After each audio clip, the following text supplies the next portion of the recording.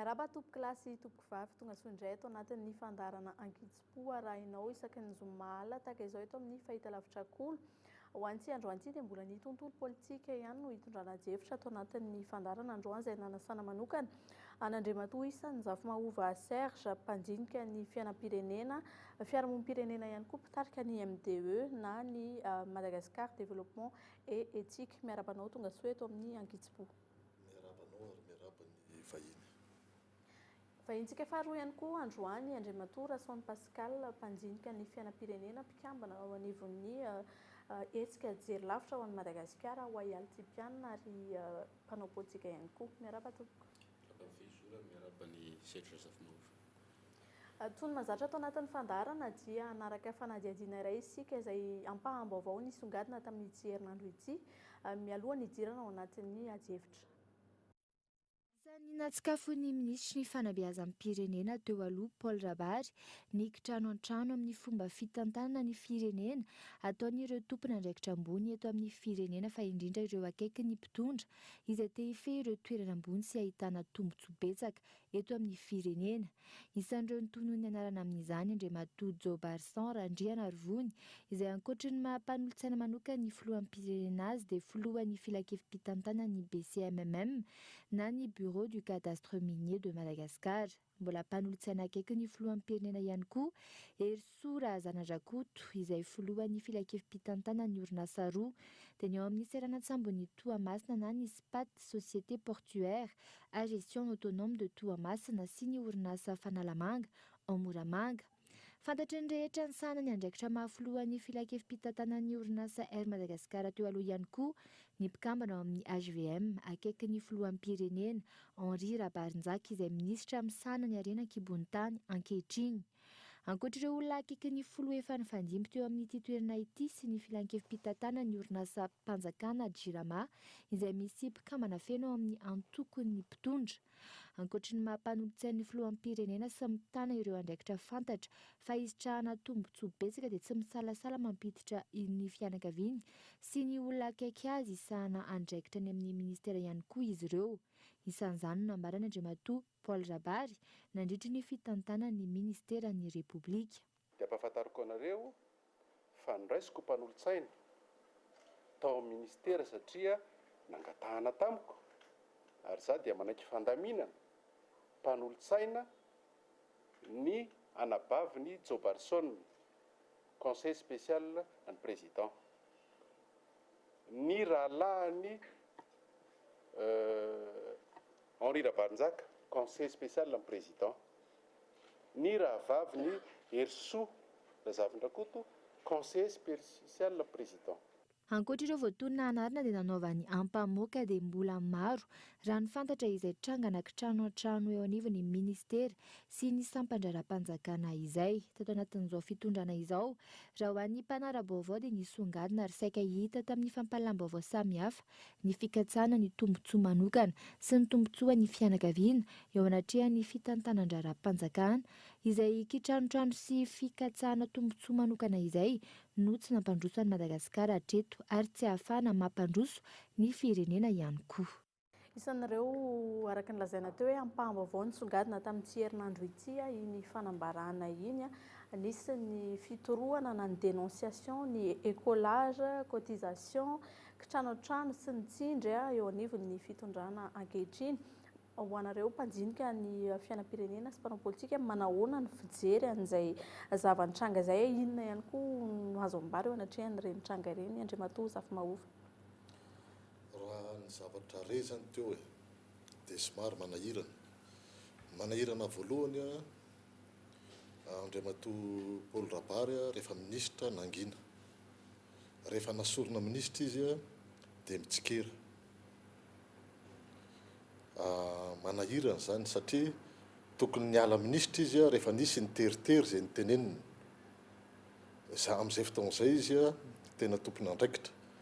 fa tsy rehefa verse izy ianao izay ianao vao mahita an'izao hoe nataon'ny olona pression ary izy ihany nilaza hoe nanaiky napiditra satria nitereny manodidina ny filohan'ny repoblika. Ny dikan'izay zany opportuniste anie zany. ka somary manahirana ihany zany le zavatra voateny to hoe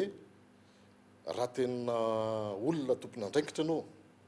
dia tsy manaiky a teritery tamin'ny fotoan'andronay ohatra zao tamin'iza président comité en privatisation ny ambassade de France tonga tao amiko laza fa Andriamatoa Patrick Rajoelina ny tokony ho atao secrétaire technique en privatisation rehefa avy eo convoqué ny prime ministre Norbert Lala Ratsirahonana zay tamin'izay fotoana zay efa intérimaire izy rehefa niconvoqueny dia nilaza tamiko izy ahoana ny serge atao izy satria efa niona taminao izy frantsay fa tonga taty amiko ny ambassadeur de France eny moa niona tamiko zareo dia ahoana ozy fa araky le taratasy azontsika ozy avy any ivelany iny dia Patrick Rajoelina no angatana ho atao secrétaire technique en privatisation lavoko le izy ary nyteneniko Andriamatoa prime ministre hoe za dia tsy manaiky fa ho atolotry ny anarana telo miara procès verbal zay soniavoko ka raha hovainao le izy ianao zany manova fa zay dia tsy apiditra azy fa anisany élimination nataonay au secrétaire technique en privatisation tao anatin'ny comité en privatisation dia hoe zay olona rehetra manao pression tonga dia éliminé ny tiako resahana zany dia zao fandraisana andraikitra io fa rehefa tsy mandray andraikitra dia tokony angina fa tsy tokony hiteny rehefa verseza zay ny teniko momba an'iny marihana ihany koa fa nasaina tato anatin'izao fandaran'izao Andriamatoa Paul Rabary saingy tsy namaly moa izay fanasany ny teto anivo ny Kolo TV izay todika ato amin'ny Andriamatoa Rason Pascal sika manahoana ny fijerinao manokana ny renitranga ireny ho anay zavatra atao hoe prévisible ozy izy ny teny vahiny zavatra efa ampoizany ireny raha verenantsika vetivety eny ny tantara ny atao hoe ankonana be ny antoko ny eo amin'ny fitondrana ankehitriny ASUM-ny olona maromaro nitambatra ho azy tao anatin'ny vanim-potoana ny fifidianana farany ny 2 Desambra iny olona maro avy any amin'ny samy manana ny firiankeviny ny fomba fijeriny zany hoe zay tehiteny hoe logika be le zava-mitranga ankehitriny ratsorina le izy fanombohana fahavakisana satria tsy tena nisy ny fototra nijoroana niaraka tsy tena nisy no hoe ny atao hoe idéologie ngamba ny mahalaza azy angaikaingana fa opportunité tahaka ny nambarany Andriamatoa Zafimahova teo dia nipotra tao tsy azo dinoana ho antsika rehetrarehetra ny tantara averina foana azo dinoana fa Andriamatoa ministra teo aloha ministra ny fanabeazana teo alohany ao anatin'ny herinandro monja avy ao amin'ny clan ny Edgar Razafindrava dia afaka herinandron'iny lasa ao anatin'ny antoko ASUM miaraka amin'ny candidat mbola candidat izy tamin'izany Andriamatoa Ratsaonaromampianina Hery zany hoe efa saika ho talehan'ny fampielezan-kevitra nataoko hoe manana andraikitra ngeza be tao anatin'ny ekipan'ny Edgar Razafindrava izy no tampotampoka eo dia nivatare ny zay no atao hoe hijerevanay azy voalohany hoe zavatra tsy tena tsy zavatra prévisible iny efa nampoizina zany reny ary tahaka ny efa nambarako maly ihany koa dia hoe tsy za mihitsy fa tsy izy rery ihany fa hanomboka isoatran'ireny koa tazantsika amin'ny haino aman-jery ny fialan'Andriamatoa Tsaovato efa hitantsika ny nanomboka azy izay mbola mahafinaritra kokoa raha nataon'ny député John Nelita zay raha ny fomba nialany dia hoe tsy vitako ny asa nampendraketana amiko dia aleoko miala tsy hitarika ny vondrona parlementaire ASUM fa araka ny nambaran'ny Andriamatoa Serge Zafimahova teo dia hoe nanam-potoana betsaka izy nandritra ny fotoana na ministra azy efa taona iny moa zavatra nataony mety manana ny antony ihany koa izy nanaovany azy tao anatin'ny valan-dresaka ho an'ny mpanao gazety iny ihany koa dia nisy fitenenana hoe mena ambany mena ny ministra teo aloha Paul Rabary ka anisan'ny antony hoe tsy nahafahana nampandroso ny ministera nama ny olana mpampianatra izay mbola ao anatin'ny fitakiana hatramin'izao fotoan'izao. Azo heverina ve zany fa mety misy tompon'andraikitra ambony eto amintsika manana tombontsoa amin'ny hoe tsy filaminana raharaham-panjakana? Ny azy zany tsotra rehefa ianao manaiky andraikitra dia anjaranao mamita ny andraikitra hatramin'ny farany ary mandray ny andraikitra feno rehefa hitanao fa tsy voavana eo ny andraikitra, na ianao mandray fanapa-kevitra dia tsy ho an'ny olona, na ianao miala raha marefirefy kokoa, fa tsy hoe miforotra ao ianao hoe erovanao ny tombontsoa manokana. Ny olana lehibe eto amin'ny tany sy ny fanjakana dia le faniliana andraikitra. Eto amin'ny firenena zany mifanilika andraikitra ny tompona andraikitra na dia ao anatin'ny sehatra ary izay nametrahana azy hoe ho tompona andraikitra. Le izy zany rehefa ianao ministra ny fampianarana dia miala tsiny miala fondro fa ianao ny tompona andraikitra tsy nampandeha amin'ny fampianarana. Ny fitokonan'ny mpampianatra ny fahafantarako azy tao anatin'izy ministra ny fampianarana izay mbola mitohy zany ankehitriny, fa tsy hoe vao hoe taorinan'izy lasa tsy ministra intsony. Ny olana lehibe zany zay ve modely ankehitriny amena ny tanora vao misondrotra. Zay zany ny tena olana lehibe misy eto amin'ny tany sy ny fanjakana, hoe reny misy fanapa-kevitry ny HCC hoe indroa ny HCC nisy fanapa-kevitry ny HCC indroa tokony ampisy ny déchéance. Indroa ny HCC mahita solution tsy mifanaraka amin'ny lalam-panorenana. Ny voalohany izy ny laza fa hoe misy ny pacte de responsabilité, faharoa izy ny laza fa asivondray accord politique zay tsy misy ankehitriny fa hodiny HCC fanina tsy fisily le accord politique. Zany daholo le tsy fandraisana andraikitra eto amin'ity fireneny ity. Ny tiako resahana zany dia tsotra hoe raha tiatsika androso Madagasikara dia olona samandray andraikitra hatramin'ny farany ary tsy mitsoaka andraikitra. Hitanao ny tena manahirana azy zany amin'ny zavatra nataon'ny zandriko Paul Rabary, namako izy sady zandriko. Rehefa ianao nasorona fa tsy ianao ny ala, rehefa ianao ny nasorona fa tsy ianao ny ala dia mifeverako azy dia tokony izy angina. Fa raha ny ala izy nametraka démission satria hoe tsy mifanaraka amin'ny zavatra hitany dia ekeko izy fa manana zo feno izy hiteny. Fa rehefa ianao kosa nasorona dia satria ve ianao nasorona lasa verseza dia mahita an'izao tsikera rehetra izao, zany hoe raha mbola nijanona ministra zany izy mifahafantarako azy amin'ireny fihetsika ireny dia tsy niteny. Ny dikan'izany miala tsiny fa tsy tompona andraikitra. Manao kosa indray ny fahitana Andriamato Rasaony amin'izay? Fomba fahitako azy angle anankiroa le izy za mino fa ny ankabetsahan'ny olona mitovitovy daholo ihany fomba fijerevan'ny olona, dia izay le voambara teo zay hoe nanam-potoana be mihitsiny ny raha nitatana nandritry ny efa-taona zany ny ministra teo aloha, ministra ny fanabeazana teo aloha, zany Andriamato Rabary Paul zany eny isuana famille manany maizy azy, zany hoe raha resaka hoe fananana na resaka vola manany maizy azy zany olona zany, na ny ankohonany na ny fianakaviany na ninona ny naharitra be ny zany natao raha na tsiaro teritery na tsiaro an'izany zavatra. Za mieritreritra hoe ohatran'ny fomba fanao politika eto Madagasikara rehetra ihany reny le atao hoe fampatorizana,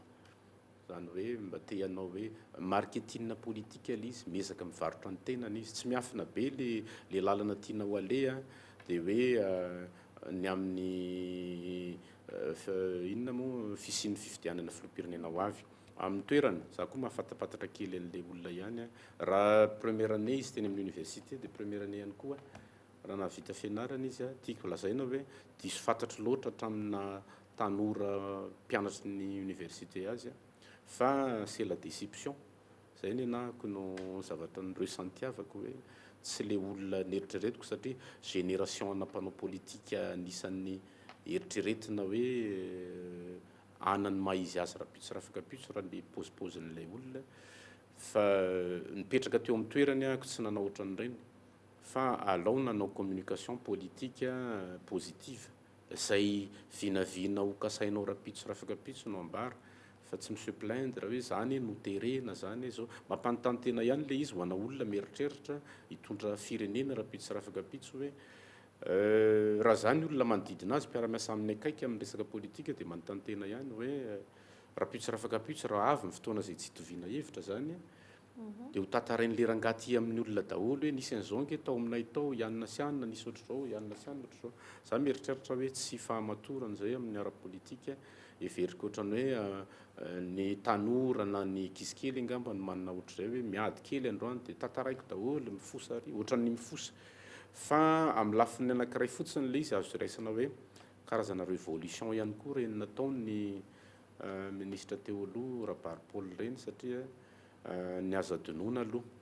za tsy mino mihitsy hoe ny fitondrana HVM marery manao an'izany kitrano trano zany c'est la pratique hatramin'izay nisy an'izany za mino an'izany fa nisy an'izay foana hatramin'izay fa zao misy olona manao dénonciation na déballage ohatr'izao neny fatao sy ny rehetrarehetra dia fotoana ihany koa reny eritreretan'ny antoko mieritreritra hoe lehibe na mieritreritra hoe hitondra na mitondra na efa nitondra ny firenena hoe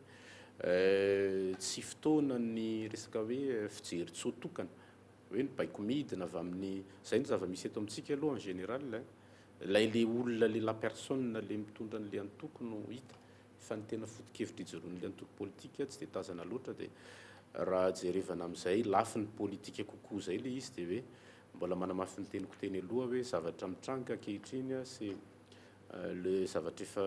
nampoizina ihany satria tsy azo hodinoantsika ane ireo olona dia ny tantara nisy tamin'ny fifidianana filoham-pirenena farany ane ny famille politika nisy an'ny fitondrana ankehitriny ingeny mapary nanoana ny candidat Jean-Louis Robinson ny équipe miaraka amin'ny filoha teo aloha Ravalomanana nanoana ny candidat Rajaonarimampianina Hery ny équipe anankiray avy aty amin'ny Mapara fifidianana moa io dia lany zany le antoko anankiray le ilany dia vao tafapetraka teo amin'ny fitondrana ny ataoko hoe ny fitondrana HVM dia ny se détaché tafasaraka tamin'le famille politique zany hoe déjà efa ny adversaire ny voalohany vao nanomboka nitatana ny firenena izy dia ry zareo samy tao anatiny any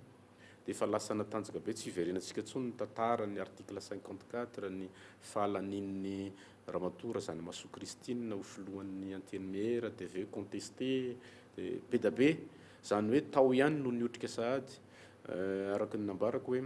tsy mahagaga taty aoriana rehefa nitranga ny nanomboka azy ny solombavamboaka teo aloha John Elita za niala ihany koa vao tsy ela hoe ny anisan'ny olon-dehibe koa zany Jaovato zany ndray député Jaovato zany anisan'ny atao hoe olon-dehibe n'ilay antoko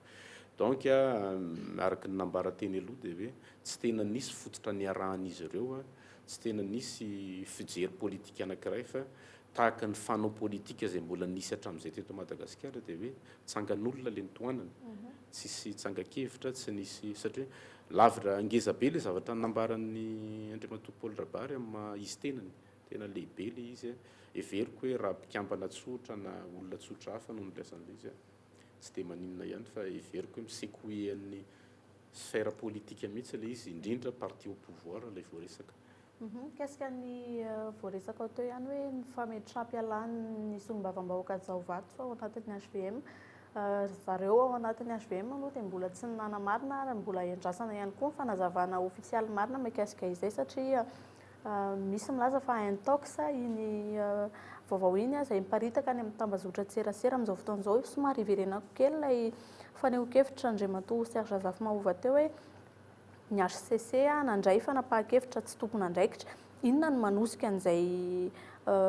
satria hoe voaresakantsika teo hoe amin'ny ankapobeny eto amin'ny firenena mihitsy izay tsy tompon'andraikitra zay inona manosika an'izay hoe lasa misy redevabilité eo amin'ny tendrena sy ny mpanendry le izy ane ataoko hoe le olona mihitsy ny hoe resaka olona io resaka hoe le olona ve samandray andraikitra name ohatra tamintsika voaniditra hoe fandraisana andraikitra ny tiako resahana zany hoe manahirana ene hoe ny namana filohan'ny HCC niaraka zay tao amin'ny fiarahamonim-pirenena izy moa zany tany amin'ny CFAFI zay taty amin'ny hafa tao izy tsikera laza fa tsy mety fanendrena ny Premier ministre Cool Roger article 54 io resahako io rehefa lasa filohan'ny HCC izy dia lazaindray fa mety ny fomba nanendrena ny Premier ministre Jean Ravelonarivo nefa mitovy ihany le sehatra na le voalohany na le faharoa dia lazainy fa lasa mety dia fanina hitantsika fa nisy mpianatra tany Akatso mpianany tany Akatso nanao réaction tany anaty gazety laza hoe tsy azonay mihitsy ny Ramsey hoe mifanohatra amin'ny zavatra nampianarinao ne ny zavatra ataonao faharoa ty ahoana moa zany ny anabeazantsika ny tanora ankehitriny indrindra zany ao anatin'ny resaka hoe lalàna sehatry ny lalàna misy olana lehibe ne zany eto amin'ny tany sy ny firenena satria mpanabe ne izy ny filohan'ny HCC zany mpanabe tsy tokony misy fomba fiteny zay amin'ny politika frantsay Edgar Faure namoaka le izy ce n'est pas la girouette qui tourne ozy c'est le vent qui change de direction zany hoe ny olana lehibe zany dia ohatra ny adininy fa alohan'izy président ny HCC mpanabe izy ary BDP mpianany hoe na any amin'ny université de Madagascar na aty amin'ny université catholique de Madagascar mametraka olana zany rehetrarehetra zany amin'ny fanabeazana sy ny hoavin'ireo tanora ireo hoe ay ve zany ty lalàny ty afaka anaovana paipaika dia le izy zany hoe ianao namoaka ny décision numéro 18 rehefa namoaka ianao ny décision numéro 18 dia mazava be hoe mazava be ny décision numéro 18 hoe rehefa tsy voatendry ny Premier ministre ny amin'ny latsinainy latsinainy hatramin'ny 11h59 minutes 23h59 minutes 59 secondes dia miatra avy hatrano izy ny le rehefa tsisy accord politique zany dia miatra avy hatrano izy ny décision numéro 18 dans son intégralité ny zavatra nisy nefa latsinainy après midi nomena amin'ny Premier ministre mbola tsy tonga tamin'ny 23h59 minutes 59 secondes zany hoe misy vice de forme zany nomination io na tiana na tsy tiana nefa mody fanina daholy ao anatin'izany ny HCC zay mametraka ny tany tandalany satria ho an'ny firenena lehibe ho an'ny communauté internationale misy ny démocratie eurabe ho an'ny tany andalam-pandrosoana oatra Madagasikara dia izy ao anatina démocratie tena izy application de la loi fa le tsika zany démocratie eurabe dia ny HCC mody fanina ny olona rehetra mody fanina ny tena marina ene tokony reconfirmena tamina décret vaovao nomination ny Andriamatoa Tsay Christian rehefa namafisy ny mapara hoe izy marina ny nanendry azy fa tsy mety le hoe iny nomination tamin'le latsinainy iny mialatsiny fa misy vice de forme iny ka le izy ny HCC ankehitriny mody fanina dia mametraka olana zay satria tsika zany zao tsy ao anatin'ny tany tandalana ray zay lafa ny faharoa roany ny calendrier électoral manahirana ho an'ny filohan'ny république 25 janvier 2019 zany nitapitra amin'ny mandahany satria 25 janvier 2014 izy a no nanao finianana 5 janoary zany fa zao koa aza adino fa hodina fanina l izy mako am'izao fotoana ny assemblée nationale koa ny arrêt numéro 11 nivoakany 6 février 2014 zany hoe tapitra am 6 février 2019 zany a mandany député fa mody misakotom-panina daholo tsika menakavy na tiana na tsy tiana tokony misy zany fandaminana atao satria lany mandahy koa ny député a am 6 février 2019 nefa tsy resahana am'izao fotoana zao a momba ny resaka élection législative zao daholo ao anatina paipaika politika foana ane nitondrana ny firenetsika de ahoana nametrahantsika tany-tandalana akana amin'ny fampivoarana sy ny fivoarany firenena eo ane ny olany itodika kely atao amin'Andriamatoa Rason Pascal sika manahoana ny sarany zay hoe fanaovana politika na amin'ny pratique politique atao amintsika amin'izao fotoana zao ny anay amin'ny mahetsika politika anay a dia tsy nitsahatra zay no nampaneno ataoko hoe nampaneno lakilosy nanaitra nyresaka sarotra moa mampiasa ny terme hoe m'interpeller sarotra be zay satria olon-dehibe tompony andraikitra ambony no andefasana hevitra fa na zava-misy ainatsika amin'izao angia dia raha tsaroantsika vokatry ny kajikajy paipaika politika araka ny nambaran'Andriamatoa Zafimahova teo nomboka tamin'ny fikasana ikitika ny lalam-panorenana fikasana anakana ny filatsako fidin'ny tena tsorona mihitsiny nikasaina ho sakanana filatsako fidiny Andriamatoa Valomanina sy Andriamatoa Rajoelina tsy miodikodina tsika fa zay le izy iny zavanitranga zay teo mikanjany 13 mai vao tsy ela iny dia raha tao malalaka be le fijery azy dia hoe satria voatohitohina ny candidature-ny Andriamatoa filoha teo aloha Valomanana sy ny filohan'ny tetezameta teo aloha Rajoelina sisy afa-tsy zay ihany ny raison-any point isan-karazany mety tany isaina ihany le hoe misy ohatrany mamofopofona corruption misy an'izao sahala am'izany reny pratique fa izay ny tena antony zany hoe rehefa nahita reo le apahana solombavam-bahoaka hoe ohatran'ny makany amina kajikajy hoan'ny mpitondra zay eo mitondra firenena ankehitriny ihany ilay lalàna zay manokana ny 17 Desambra 17 sy roa arivo farany teo na moka an'izay hevitra zay ny amin'ny hoe lalam-panorenana tsy mampiady sy tsy mampifanditra no atao ary avelao irotsaka ny olona rehetrarehetra ny misy hoe manana raharaham-pitsarana na tsy manana raharaham-pitsarana za ngamba tsy manana tsy tsara toerana iresaka an'izay satria raha verina moa ny fanontaniana iza ary no madio tanteraka ny tanany iza ary zay fanontaniana petraka dikan'izay dia hoe avelao re olona iverina any amin'ny andraikiny ny vahoaka zay manana an'izay fahefana feno zay tompony andraikitra amin'ny soazy eo ataony rapitso rafikapitso lay vahoaka rehefa avy eo fa tsy ny mpanao politika no amorona hoe ranona tsy mahazo mirotsaka satria manana dossier tahaka zao ranona tsy mahazo mirotsaka satria frappéan zao manjary miverina any amin'ny débat taloha be tsika zay za mino fa tsy misy issue ary tsy misy olona anankiray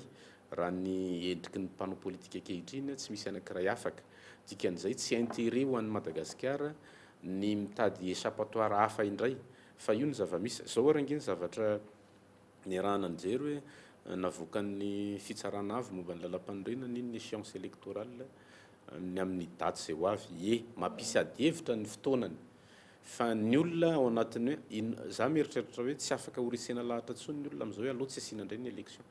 fa io zany misy envie avec ny ahoana ny fomba anenana ny farafahakeliny ny alabato ahoana ny fomba anenana farafahakeliny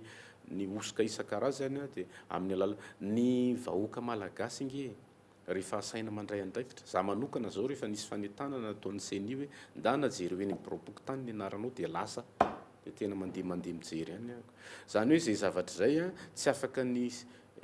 anao mampalahelo lava zay tsy manam-potoana fa miasa manana 2 minitra 3 minitra ianao dia mahita ny anaranao dia tena mandeha mifidy ianao amin'ny vanim-potoanan'ny latsabato dia tompona andraikitra ianao amin'ny hoe zao fa zay no mampatonga ny hoe manome varavarana midanadana ho anna pratika politika masiso le tsy fandraisana andraikitry ny vahoaka mety teny kely vetivety fotsiny ako mahakasika an'ilay zavanitranga zay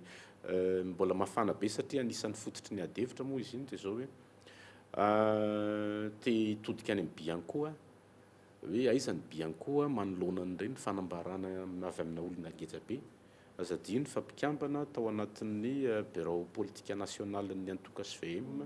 andriamatoa minisitra teo aloha no manonona karazana anaran'olona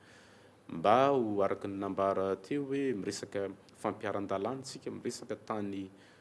fehezin-dalàna tan-dalàna dia hoe mba hatsoina kosa ny bianco satria mpanadiady mahakasika ny toe-javatra tahaka izany ny asan'ny bianco misy fofopofona kolikoly raha mifijerin'ny olon-tsotra azy inona ny dikan'ny tenin'andriamatoa ministra hoe écolage inona ny dikan'le anarana tononona inona ny dikan'le hoe cotisation ny arana nanaraka tamin'ny hainao manjery zany fa tsy ny tenako ny namorona raha voamarina moa le izy dia mametraka ny bianco eo amin'ny andraikiny raha tsy voamarina moa zany dia olon-dehibe loatra ny ministra teo aloha no manonona anaran'olona c'est trop gratuite dia izay zavatra izay ngambany tsy tahaka ny zava-mitranga teto amin'ny firenena ho anay izay mivoy an'izay fomba fanaovana politika vaovao zay dia hoe ity le resaka tsy maty manoto ty ny impunité provocation ho an'ny vahoaka le izy raha manaraka ny tantara nanao réaction ny mpanao gazety vao voatendry ny ministra ny serasera satria mieritreritra ny olona betsaka mieritreritra ny mpanao gazety mieritreritra ny vahoaka hoe ohatrany manana raha mbola mahakazikazy le olona donc le fitondrana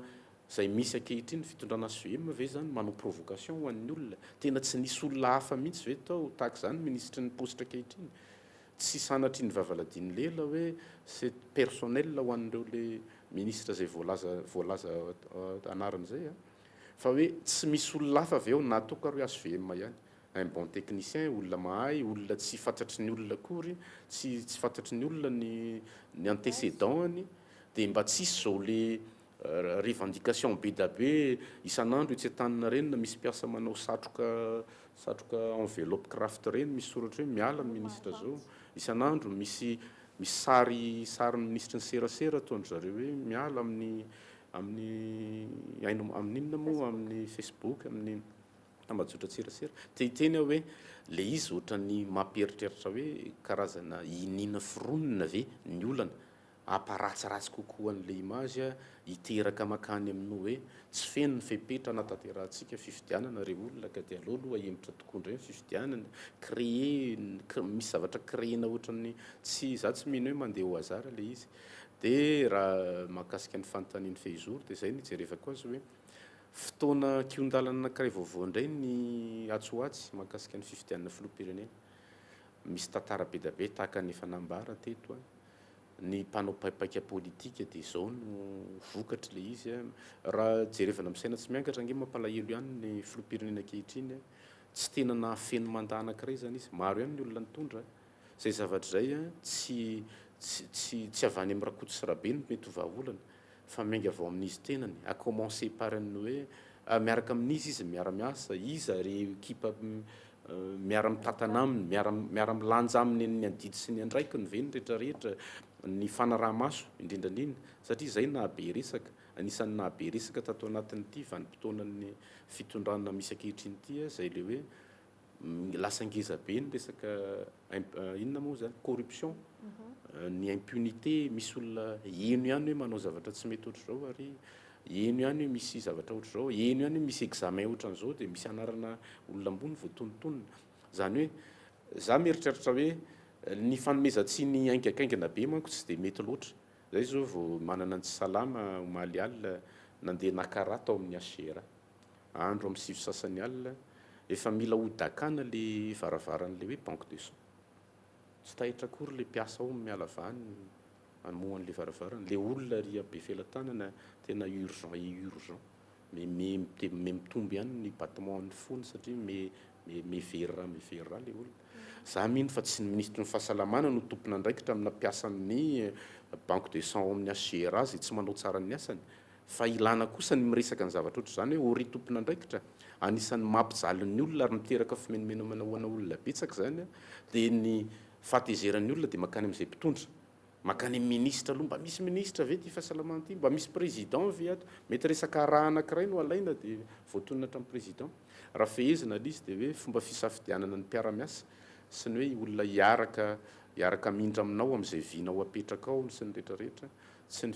mpitondra kehitriny ihany fa ny amin'izay hatram'izay ny fandimby dia kion-dalana vaovao indray ny sy ny fifidianana kehitriny nizaniza ho lany filoham-pirenena. Mino fa manakambara ao anatrehan'izay indray matoa sy asa zava-mahofa. Izy le hoe tsy maty manota io anisan'ny kitro be an'ity fireneny ity io ary zay foana natonga anay niara-dia tamin'ireo ray aman-dren'ny FFKM mametraka hoe apetrao aloha ny fanamboarana ny firenena sy ny fampihavanana le fanamboarana sy fampihavanana io ny pirenena io ny tsy hoe fionan'ny filoha teo aloha sy ny filoha ankehitriny fotsiny dia hoe mifanao bizeny zareo tsy zay le izy ny tena marina fa fandaminana ny ataontsika hoe fomba fitantanana ny firenena mihitsiny sy ny fametrahana rafitra hoe matotra hifanarahany rehetra ny olana lehibe ny hoe rehefa ataony le fifidianany dia andeha foana io fa ny fifidianany ny mbola tsy nitondra vahaolana teto Madagasikara ny olana lehibe dia ny vahoaka zany tsy matsiaro tena hoe io rafitra misy io rafitra sahaza tsy mifanaraka amin'izay ny fomba fijeran'ny vahoaka amin'ny ankapobeny le tsy maty manota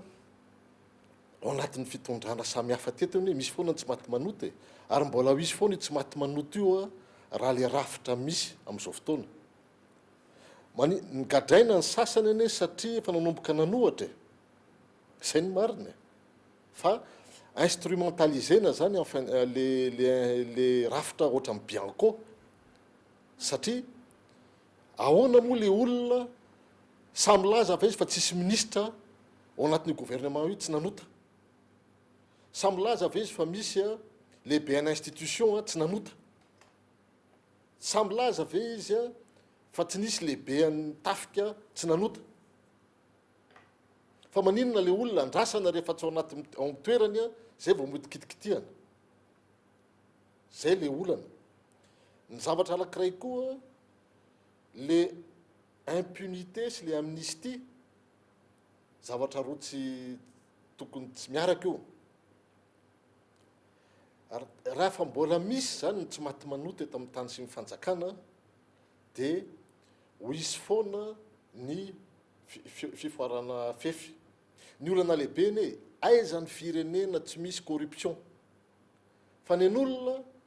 raha misy zato ao anatin'ny kitapo-mbola mpanjakana dia dimy amin'iny 5% n'iny ny lasa 95% miditsy ao anatin'ny circuit mpanjakana ny atsika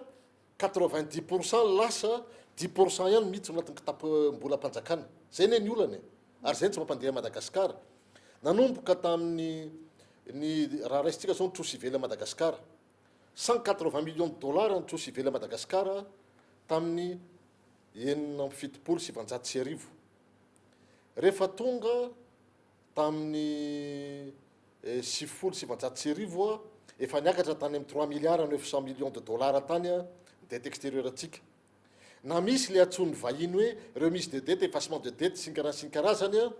dia manodidididina foana amin'ny 3 milliards 900 millions de dollars foana trosy ivela atsika ao anatin'io trosy ivelany io eny tena misy vakitrano ao anatin'io fitantanam-bola kitapo-mpanjakana io eny tena misy vakitrano le mampigadra an'le olona anankiray iriny raha jerevana par rapport amin'ny zavatra voahodikodinao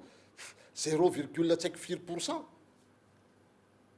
le olana zany le olana lehibe hoe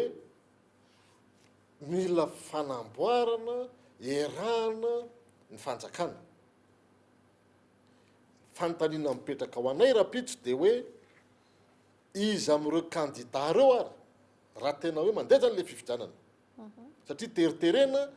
andeha le fifidianana nefa hitatsika zany fa nazavaiko tsara hoe na ny fisiany gouvernement io ary a tsy manaraka ny décision numéro 18 ny HCC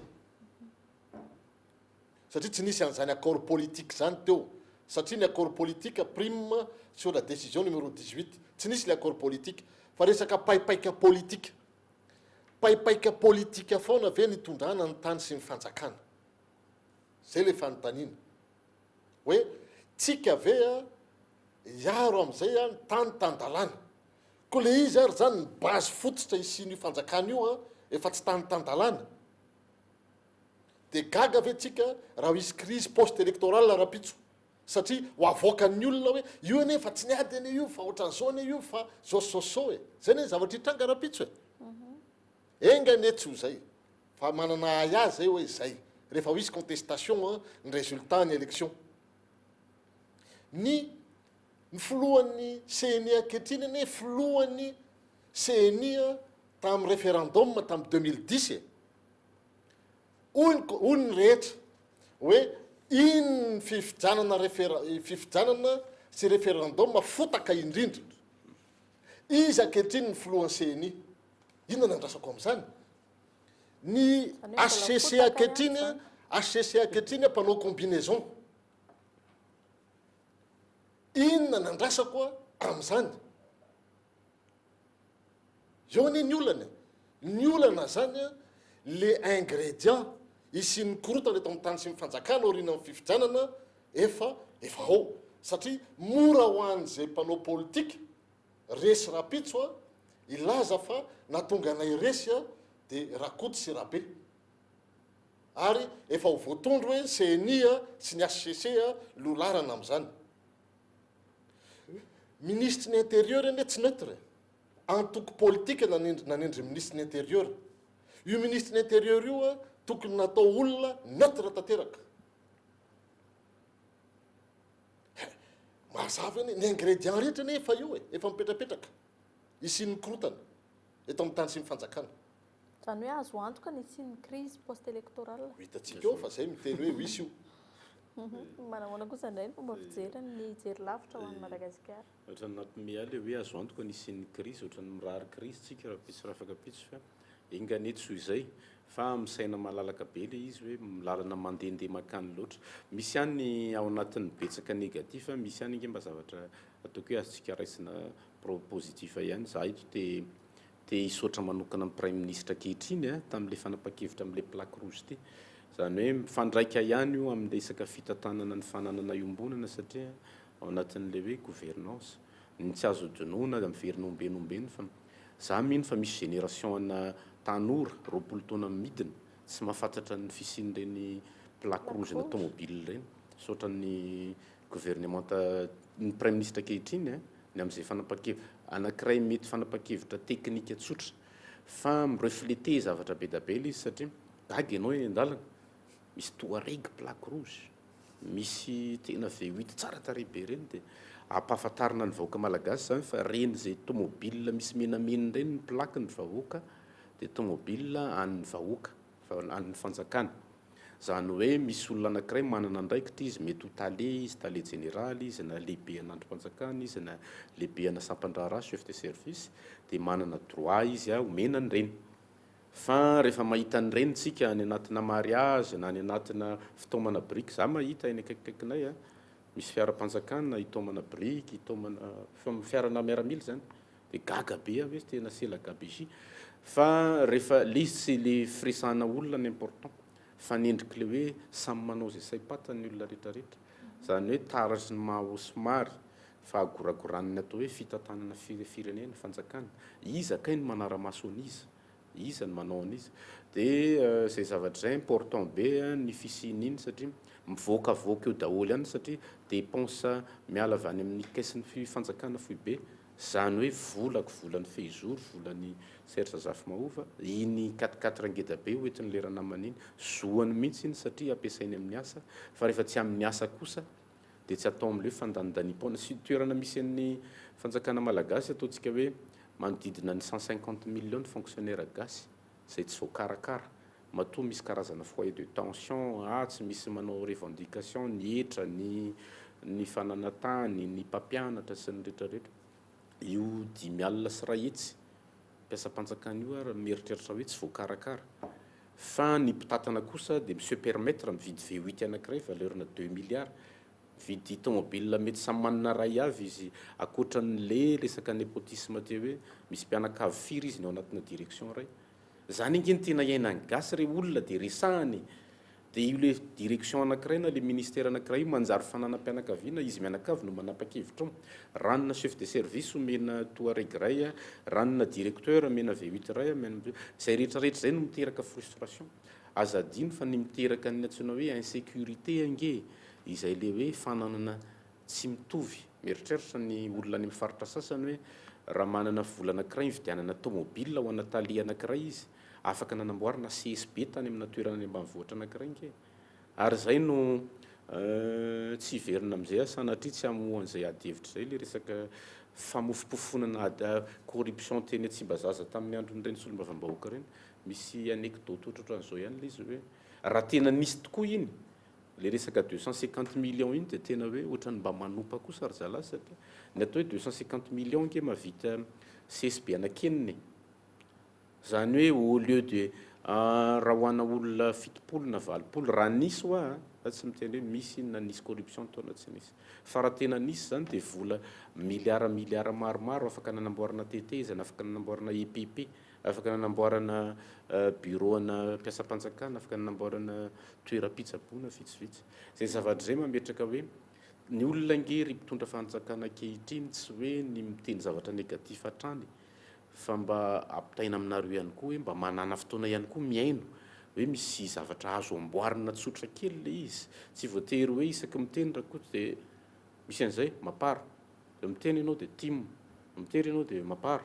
raha vao ny amin'ny fitondrana zany dia zay le izy zany hoe asiana etikety be mihitsy fa nga moa tsy afaka miara-miasa ny tim sy ny fanjakana nga moa tsy afaka miara-miasa ny tim sy ny mapara nga moa tsy afaka miara-miasa rakoto sy rabe ary le izy focalisena amina antokotokana zany hoe isika ihany no mamorona ny lalana lehantsika hoe bipolarisena ozy izy mivaza misy candidat be dabe nge eo hoe misy olona be dabe nge eo manam-pikasana ihany koa hitondra vahaolana misy ohatran'ny fifidianana farany F570 nandrapatonga taty amin'le hoe 330 moa ny ambiny zany hoe ao anatin'ireo koa anjaran'ny olona ny mametraka hoe itsy kosa ohatran'ny maharesy lahatra itsy maharesy lahatra fa manjary isika ihany no micrée an'le hoe fifandonana ao anatin'le zavatra dia zay no azo ambara makasika an'iny hoe ny fifidianana akaiky dia akaiky dia hoe io aloha ny misy araky ny nazariny lalàna sinon mivoaka ny ivelany zay lazainy lalàna indray tsika ady hevitra vaovao hafa indray iny aza dinoana fa zao nge le endriky le izy rehefa nitranga le ataoko hoe fitakiana teny amin'ny kianjan'ny 13 mai dia nangataka zany ireo mpanasolom-bavambahoaka ny fanovana ny filazany zareo azy misy 370 nanatona ny HCC dia namoaka valiny izy dia ny valiny zay nataoko hoe image anankiray amin'le tsona hoe raha tiana hoarahana ny lalàna dia raha tsika le izy tsy io tsisy miteny hoe io ny tsara indrindra tsy voatery ho fanampakevitra tsara ihany koa no nyraisin'ny HCC zay azo jerena entre guillemets c'est une décision politique plutôt fa tsy tena décision araky ataoko hoe araka lalàna fitsarana dia fa io aloha ny misy zany tsika koa tsy afaka ny ho maika ny amerikanina efa 100 taona ny nametraka ny demokrasia ny nametraka ny lalam-panondrenany tsika tsy ho maly sy afaka pitsy sy androany dia mieritreritra hoe iova daholo ny olona rehetrarehetra anana ny perception ny momba n'izany demokrasia ny vahoaka tsika tsy mahazo maika fa sur mandeha tsy moramora eo ihany tsika makany amin'izay lalana hoe ho an'ny tany demokratika tany isian'ny fitantanana manara-dalàna zay tany isiana hoe fampiarana ny lalàna zay mety tomboka tsy moramora ny ohatra miainga avy any ambony foana za mino fa rehefa mba misy tompon'andraikitra ambony anankiray mba voakitikitika mba voasazy ihany tamina fitondrana tsy mety nataony dia hanomboka mba hanaraka an'izay koa ny aty amin'ny rafitra sapandraha isan-karazany amin'ny manitikitika anah ihany koa tao anatin'ny fanehoan-kevitra ao teo mikasika an'ilay plaque rouge fanontaniana manitikitika fotsiny ty hoe voakasika izay tokony hanao anova ny fiara no plaque rouge ihany koa ve ny cortège mitondra ny filoham-pirenena nitohatra nefa amin'ny teny an'izay ihany indirectement ny prime ministre izay rehetra fananam-panjakana raha atao hoe tsy mila miodikodina be zany manakatra an'izany dia hoe tout ce qui est satria raha fifatarako azy rehefa ny fiara mitondra ny filoham-pirenena na ny mpitondra ambony tsy anazy izy ireny fa ny fitondram-panjakana dia raha ny tokony ho izy raha mamaly an'izay tsotsotra ako dia hoe tokony ho voakasika izay ny rehetrarehetra satria araka ny nambara teo hoe tokony hainga avy trany ambony koa ny ohatra angamo mahamenatra mitondra n'iny plaque rouge iny somary hiverina ao anatin'ilay loha hevitra ny aingantsika tany am-boalohany mikasika ny raha ny mety ho toy nany hoe suite logique dia ho isan'ireo candidat ho filoham-pirenena Andriamatoa Paul Rabary fantatra ihany koa fa ho candidat ny prime ministre teo aloha Solonandrasana Mahafaly ankoatrareo prime ministre teo aloha izay efa nanao déclaration moa mieritreritra ny hoe hanao tsara kokoa noho izay fotoana nateo azy kanefa tsy nahafa-pony vahoaka izay hoe sa hoe nahita tsirony amin'ny seza dia te hiverina Andriamatoa Serge Zafimahofa. Za ndray zany tsy hanao commentaire momba an'izay satria zay choix individuel ny candidature raha mieritreritra izy hoe afaka hitondra ny anjara biriky no an'ny firenena dia aleo ny vahoaka ny tsara fa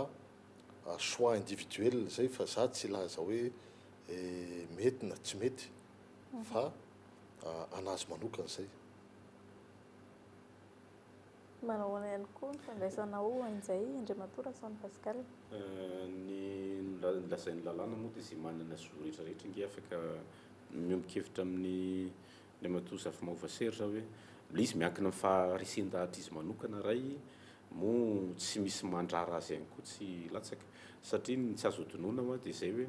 ny niteraka ny disadisa teto dia ny hoe aza avela amin'ny latsaka raha koto avela amin'ny latsaka raha be ka na misy 50% ary ny candidat eo mamerina ny vahoaka ao amin'ny andraikiny foana zany ho an'ny responsabilité ny hoe reo misy choix mahatratra 50% isa fidio amin'io zay tianao anapa-kevitra eo amin'ny toeranao zay manko ilay atao hoe mpitondra fanjakana anke izy no manapa-kevitra eo amin'ny toeranao hoe hividy an'ity vary mena ity tsika na hividy an'ity vary stock ity tsika na hividy anana ny vahoaka malagasy fitokisana hoe izy ireo tohatra ny endrika fanontaniana ihany koa ny apetraka hoe hatramin'ny noviana ny vahoaka malagasy no tompona andraikitra amin'ny fisapidiny satria tsy tahaka ny efa voizinay foana dia hoe aza manao mampalahelo lava fa hoavy indray zao ny propagande nisy tsirikevitra ihany lazain'ny namana mpiara miresaka teo dia hoe en un instant T dia anapa-kevitra tampoka le vahoaka mena 25 000 mena t-shirt mena casquette dia hoe za fidiana dia tena mifidy mety afaka pitso vita afaka pitso ny élection fa mety tonga saina izy hoe tena diso ahako tamin'ny fanapa-kevitra fa afaka efa taona indray na 5 taona indray iny vao afaka hiverenana zany hoe le tena hoe za kosa aloha ho an'ny fanabeazana misy documentaire ny momba ny coréenne fa misy raha vao matory eo am-pianarana dia voasazy raha vao feno 50 heures ny absence ninona moa ny fahabedesana dia voaroaka zany hoe lasa ohatran'ny robot kely be da be le olona dia hoe nevitra ny sotomina inkingina dia hoe tsy mandrosondroso fahatany rangany firenena mandroso tsy ny mpitondra fanjakana rery no mampandroso ny firenena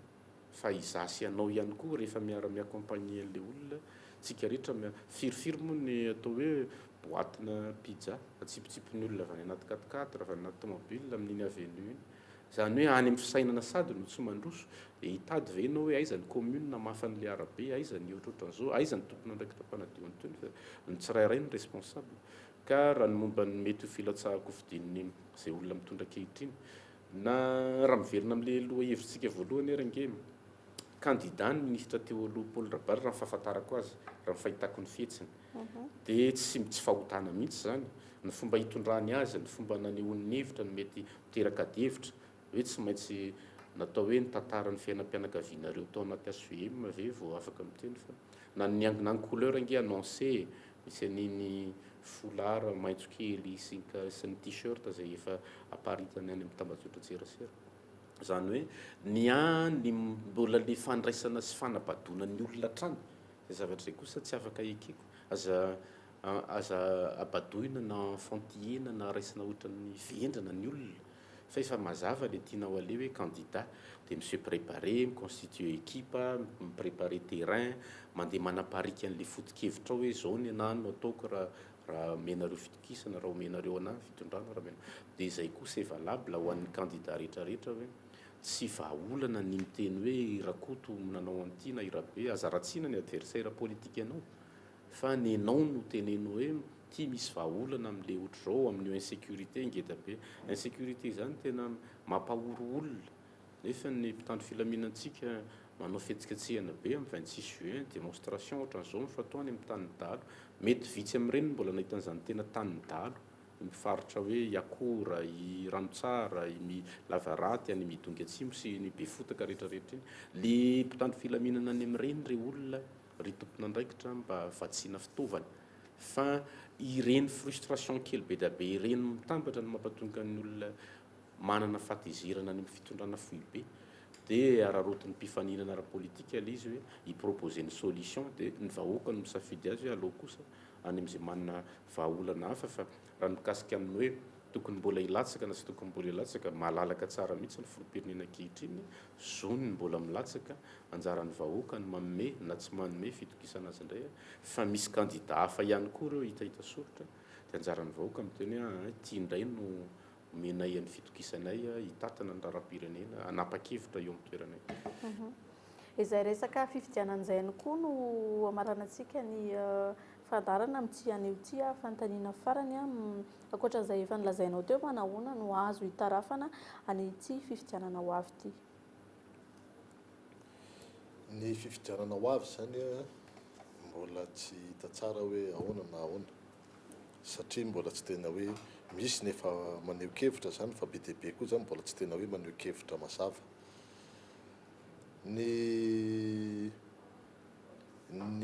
ataontsika hoe nisy roana ny crise post électorale zany anisan'ny zava-dehibe hoe ahoana na pilamina ny tany sy ny fanjakana aoriana ny fifidianana. Ny olana lehibe ny miresaka tsika hoe feno ve ny fepetra ohatra fotsiny hoe ny fahefany ny ratsa-mangaika an'izay rafitra anaraka ny fifidianana ohatra hoe CNI raha misy tômôbilim-panjakana ve mandehandeha eny ka tratra dia afaka giaziny CNI ve iny fiara iny fahafantarako azy tsy afaka hoe manana matapakahatra ve ny CNI rehefa misy an'ny fanararaotam-pahefana fahafantarako azy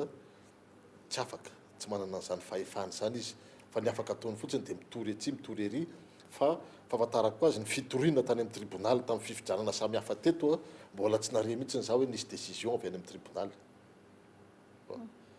ka le izy hoe raha ny arbitre zany tsy manana fahefana felo hitatana n'le lalao tsika zao avy mijery coupe du monde hitantsika fa nisy ny arbitre dia indraindray misy ny erreur d'arbitrage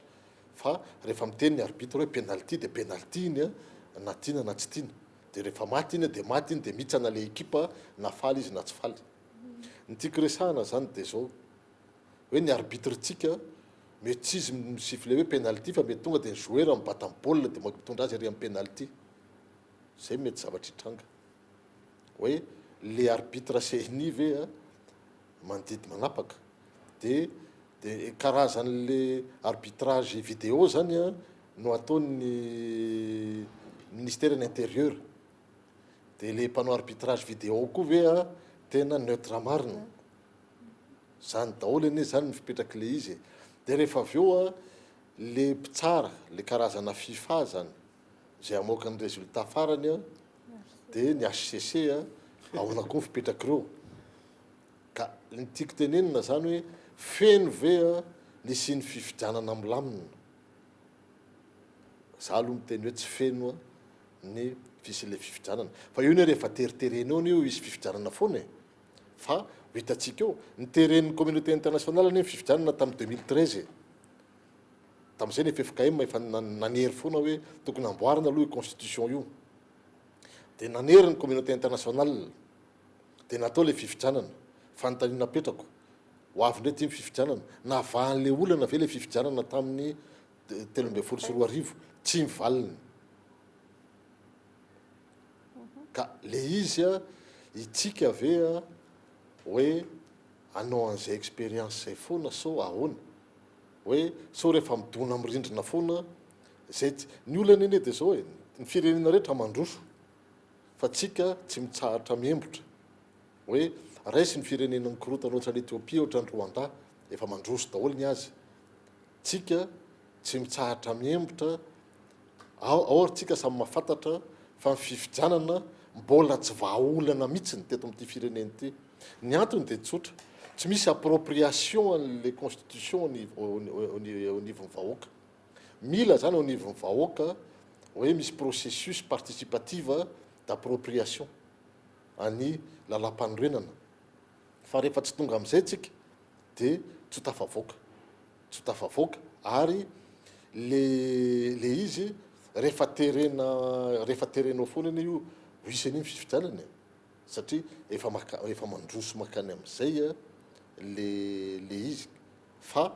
hitondra vahaolana ave a hitondra fahampandrosoana ave a hitondra filaminana ave a tsy fantatro en tout cas ny zavatra hitako zao isan-kerinandro zao a misy zao ny kidnapping eto Antananarivo ary tsy vitany hoe kidnapping ny karana fotsiny zao mandeha fa malagasy koa zao tratrany kidnapping ary atao takalonaina ny tiako resahana zany hoe efa lasa lavitra le tsy fandriampahalemana sy ny karazany io zany a mila fanamboarana toe-tsaina tsy ampiasaiko an'le resaka ifotony ity manko lasa manipulen'ny mpanao politika le izy satria ny FFKM eny namoaka an'io dia récupérena dia samy tsambikibikina atao dia samy mampiasapiasa an'io dia tsy ampiasaiko tsony le izy fa za hoe tokony miainga avy any amin'ny fokon'olona ny fanamboarana ny firenena zay. Manahoana no azo hitarafana ny fifidianana amin'ny volana novambra izao any JLM? Raha amin'ny fijeriko manokana dia za tsy mitsahatra mampirisika ny olom-pirenena nizanisa tsy rairay hisimpliqué hiditra tsihatra amin'ny resaka fifidianana manomboka hatrany amin'ny hoe enao ve manana kara-pifidianana enao ve voasoratra anarana enao mahay manara-maso ny asan'ny sefokotany sy ny mahakasiky ny lisitry ny mpifidy sy ny pitsopitsony rehetra izay mahakasika ny fifidianana ny antony tsotra ny ataon'ny mpanao politika amin'ny ankapobeny raha ny fomba fanao politika teto Madagasikara dia ny mpanao politika mihitsy ny manao an'izay atofokanao an'ilay politika ataony izay alehoanao an'ilay fifidianana dia ny olona vitsivitsy izay manipulé araky ny fitenina ampiasain'ny Andriamatoa Safimahova teo reny no maro anisa